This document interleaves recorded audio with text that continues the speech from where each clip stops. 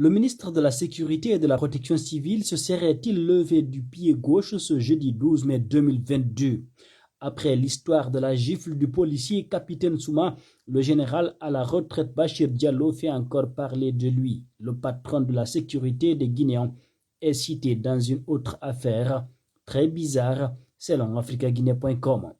Ce jeudi, en allant au Conseil des ministres, le ministre aurait trouvé la route bloquée par les engins des travaux publics pour cause de travaux en cours.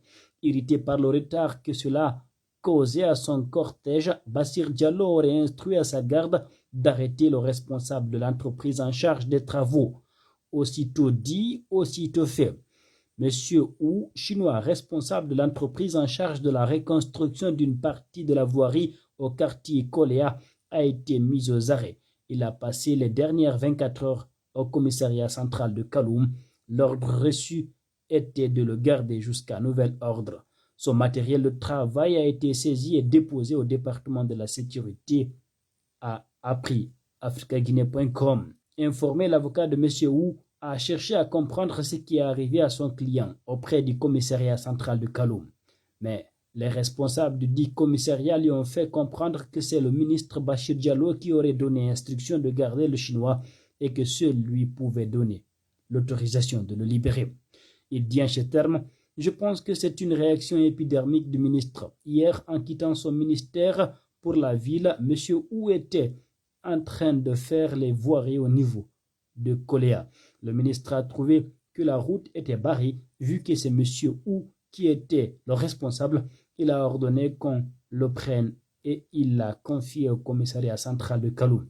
Tout simplement parce que le ministre a trouvé que son chemin était barré et il n'est pas allé à temps à son rendez-vous. De l'émotion, il a passé à l'action et il a arrêté M. Wu. J'ai été appelé par le conseiller juridique du ministère des Infrastructures. Ce matin, je me suis rendu au commissariat central de Kaloum pour savoir de quoi il lui était reproché. Au niveau des services judiciaires, on m'a dit que c'est le ministre qui leur a confié. Pour donc résoudre le problème, il fallait remonter vers le ministre et voir s'ils vont le libérer. C'est ce qui m'a amené vers le ministre de la Sécurité. Très malheureusement, quand je suis allé le voir, il y avait d'autres responsables des services centraux de la police qui l'attendaient. On est resté là à attendre et finalement il a quitté son bureau pour aller à la prière et nous laisser là-bas. Et c'est là qu'on a passé des coups de fil à la présidence. Finalement, mon client a été libéré, a relaté Maître Christophe Koné. Cet autre incident est intervenu le même jour que celui de la gifle administrée au capitaine de police Aboubakar Souma. Une attitude qui a suscité une vive indignation et des condamnations au sein de l'opinion publique. Si les uns félicitent le ministre pour sa rigueur, les autres s'indignent et demandent tout simplement son limogeage.